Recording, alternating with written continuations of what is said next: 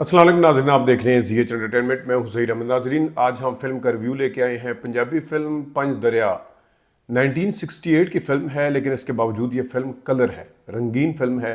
उसके बाद तक बड़े सालों तक ब्लैक एंड वाइट फिल्में बनती रही। इवन हमने बागी तकाउन जो आसिफ खान की थी, बहुत बाद में आई थी, वो भी ब्लैक एंड वाइट में देखी। उर्दू फिल्म शाहिद साहब की एक रात, वो इसके बहुत बाद में आई थी, वो भी ब्लैक एंड वाइट थी, लेकिन ये फिल्म कलर में आई। और उस तरह इस फिल्म के जो डायरेक्टर थे वो जाफ़र मलिक थे। 1968 22 दिसंबर को ईद उल फितर आई थी और ईद उल फितर पे ये फिल्म रिलीज़ हुई थी। ईद उल फितर पे ये फिल्म रिलीज़ हुई और उसके लाहौर में अगर देखें तो इसकी जो सिनेमा था वो था मेट्रोपोल और नीलम सिनेमा पे आई थी। आपको इश्तिहार भी नज़र आ रहा होगा। जबकि रावलपिंडी में ये फिल्म आपको 4 इश्तिहार एक साथ नज़र आएंगे ऊपर तले। इसमें चौधरी का चांद, सज्जन बेपरवाह और ये और एक और इश्तिहार है। ये चारों फिल्में ईद पे आई थी। और इस तरह से ये फिल्म, इसका मेन थिएटर रावलपिंडी में रियाल्टो सिनेमा था, जबकि कराची में ये फिल्म जुबली और ख़याम पर रिलीज़ हुई थी। उसका भी इश्तिहार आपको नज़र आ रहा होगा। पंज दरिया के डायरेक्टर जाफ़र मलिक साहब, जिस तरह मैंने बताया, और इसकी कास्ट में शामिल थे फिरदौस, अकमल, शीरी, सावन, एम अजमल और एम अजमल भी थे और एम इस्माइल भी थे। इसके साथ साथ शेख इकबाल ने इसमें बड़ा अहम रोल अदा किया था। आशा भोसले वगैरह भी थी और बीच में ज़मुरद का किरदार भी बड़ा अच्छा था, उनके गाने भी थे। तो इस तरह बुनियादी तौर पर यह फ़िल्म जो थी, इसकी कहानी 5 भाइयों के दरमियान में है और इस वजह से इसी निस्बत के साथ इसका नाम पंज दरिया रखा गया। पंज दरिया में जो आपस में इत्फाक दिखाया गया भाइयों में, और उन भाइयों के दरमियान में दरार कैसे पड़ती है। 2 गांव हैं, नीवा और ऊंचा, यानी कि ऊपर वाला और नीचे वाला गांव। तो उन दोनों की आपस में दुश्मनी है। नीचे वाले आगे ऊपर वाले में किस तरह दरार डालते हैं पूरी प्लानिंग के तहत, और किस तरह आप भाई जो अलाउद्दीन साहब का बड़ा अहम किरदार था इसमें, जो अलाउद्दीन साहब ने किरदार अदा किया वो अकबर का किरदार था, अजमल साहब ने जो अदा किया था, और इसमें बिल्लू का क्या था, लालू का किरदार अदा किया था। बहुत ही ज़बरदस्त किरदार था। तो इस तरह इनके दरमियान में किस तरह फूट पड़ती है, वो एक पूरी प्लानिंग के तहत किस तरह नीवे व गाँव का एक बंदा जो है इनके बीच में आगे फूट डलवाता है, बीच में किस तरीके से आता है वो हम आपको बताते हैं। लेकिन इसके गाने भी बड़े ज़बरदस्त थे। इनकी सिंगर जो थी उसमें नसीम बेगम, आयरन परवीन ने ज़्यादा गाने गाए। एक गाना हमेशा की तरह मैडम नूर जहाँ का था और वो सब पे भारी था, लेकिन बाकी गाने भी इसके अच्छे थे। तो फिल्म का जो पहला सीन है, जिस तरह मैंने आपको कहानी बताई है, 5 भाई जो हैं अपने पूरे कुंबे के साथ, अपनी वालदा, भाभी भाभी सब जितने भी हैं, वो बैठ के खाना खा रहे हैं और उस खाने के दौरान जनाब साहब बातें कर रहे हैं। और ये इस्टेब्लिश होता है पहले सीन में ही कि इनके दरमियान में कितना इत्फाक है। देखिएगा ज़रा। ना बीवी ते फिर मिल गई, पर मां प्यो जाए वीर किथों लभ सकते ने। तू साडा बाप जा भरा, तू आज तक सानू क्यों याद ही नहीं आंदा। नाज़रीन, आपने देखा, इसके बाद शीरी की एंट्री भी होती है बीच में। इसमें गाना है आप नचा नारे सारे जग नू नचावा। ये जब वो रेस जीतते हैं बैलों वाली, जो भी, उसके बाद का ये गाना है। गाना जो है वो नसीम बेगम ने गाया है, शीरी इसको पिक्चराइज करवा रही हैं और बड़ा अच्छे तरीके से इसको पिक्चराइज किया गया और कलर में वाकई में बहुत अच्छा लगता है। देखिएगा ज़रा।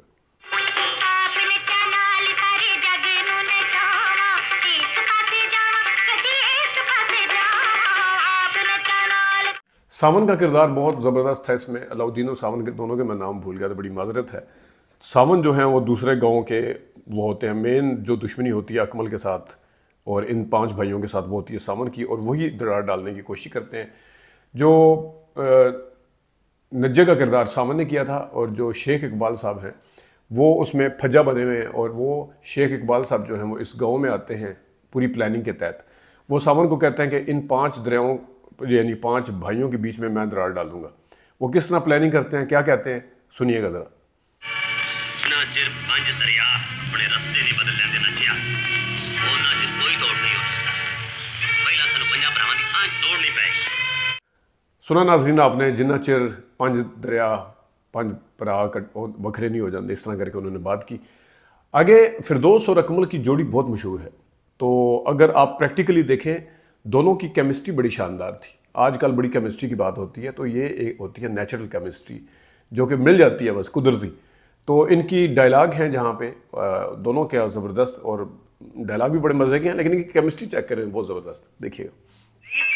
मैंने एक गल आखा, तू अपनी बेबे नु आप दे।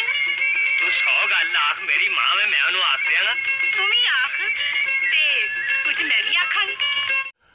और फिर फिरदौस साहिबा का गाना है ज़रा रुक बेलिया ज़रा ठहर बेलिया, ये भी नसीम बेगम का है। ये बड़ा अच्छा पिक्चराइज हुआ है, उसके मज़ेदार गाने के बोल भी अच्छे हैं और फिरदौस की अदाकारी बहुत अच्छी है। आगे रद्दमल जो है वो अकमल का देखिएगा।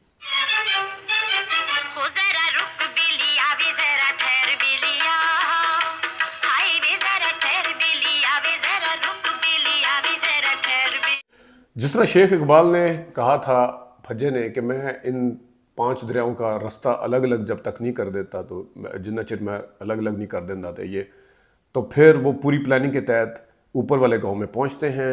उससे पहले का एक सीन है जहां पे पूरी प्लानिंग के तहत सारा कुछ होता है और ये वहां पे पहुंच के कहते हैं कि मैं थोड़ा साथ दिता सी ते नज्जे ने मैनू छितर मार मार के कट देता है। किस तरीके से वो पूरी प्लानिंग के तहत आते हैं और ये 5 भाई क्योंकि दिखाए हैं कि मेरी हमारी वजह से वो कहते हैं हमारे गांव में ही रह लो और हमारे इधर ही रहे, तो यही वो चाह रहे होते हैं। तो सुनिएगा ज़रा।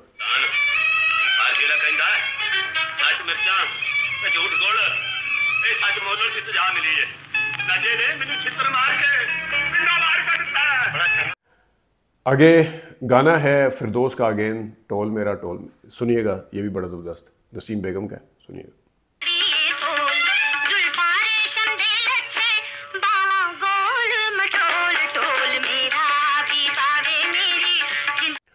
और जब फजा साहब यानी शेख इकबाल साहब यहाँ पे पहुँच जाते हैं और यहाँ पे रहना शुरू कर देते हैं तो सबसे पहले वो वार करते हैं अजमल के दूसरे नंबर पे जो भाई है अलाउद्दीन, यानी कि लालू का किरदार जिन्होंने अदा किया है। लालू को किस तरह वो कहते हैं कि जा मुजरा देखने के लिए, वो कहता है कि मेरे भरा मेरे खाने का उत्ते इंतज़ार कर रहे होंगे। वो खाने को शुरू से इस्टेब्लिश किया, इकट्ठे खाते हैं सारे खाना, और कहना खाना तो तू रोज़ ही खाना है, एक चला जा उठे। और किस तरीके से फिर ये सीन है और उसके बाद वो मुजरा जो है वो जुमरद का है, वो बाद में आपको दिखाते हैं, पहले सीन देखिएगा सर।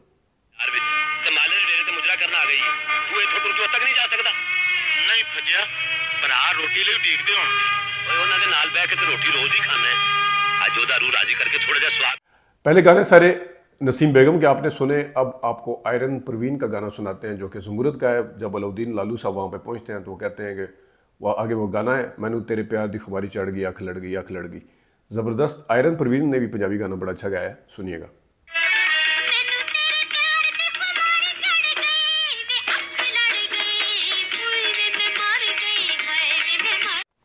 अलाउद्दीन साहब यानी लालू साहब जो हैं वो वहीं पे बैठ जाते हैं, वो घर आने के लिए तैयार नहीं होते, वहीं कोठा होता है या क्या जो भी उनका, और वो फिर इनसे पैसे लूटना शुरू हो जाते हैं और ये पैसे लुटाना शुरू कर देते हैं। अजमल साहब जो देखते हैं तो वो तो उनको बड़ी परेशानी होती है, बड़ा भाई होता है अकबर।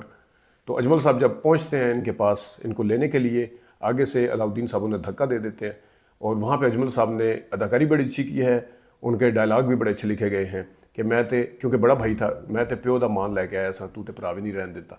सुनिएगा ज़रा।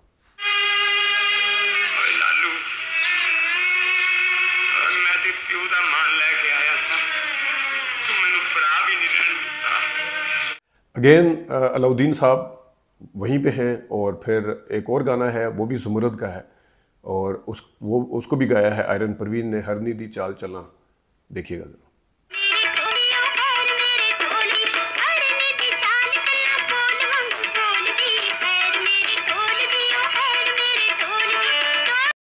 रंगीला साहब का भी इसमें बड़ा अहम रोल था, बार बार आते हैं, लेकिन एक पैरेलल में एक ट्रेल थी कॉमेडी की उसमें, तो वो भी एक उसके साथ होते हैं, लड़की के साथ। गाना है कि मियाँ बीवी राजी ते की करेगा काजी, देखिएगा।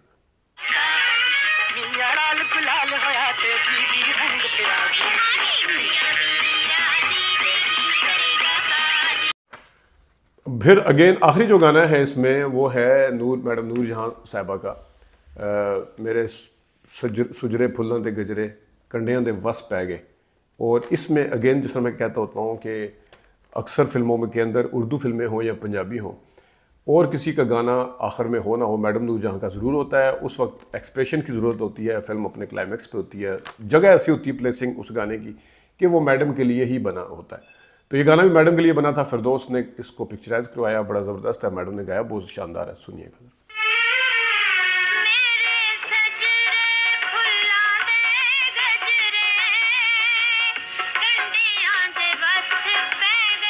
तो नाजरीन, पंच दरिया एक शानदार फिल्म थी, उसको कहानी के हिसाब से देखा जाए। बाद में इस स्टोरी को थोड़ा सा आगे पीछे करके घराने के आपस में तोड़ फोड़ ये वो फलाने काफ़ी सारी फिल्में बनी भी हैं, शायद उससे पहले भी यकीनन बनी होंगी बल्कि। लेकिन बहरहाल ये एक कलर फिल्म थी और पंजाबी कलर फिल्म को देख के मज़ा आया उस ज़माने की। तो हीर रांझा तो क्योंकि बाद में आई थी 1970 में, लेकिन ये फिल्म जो थी बड़ा मज़ा किया।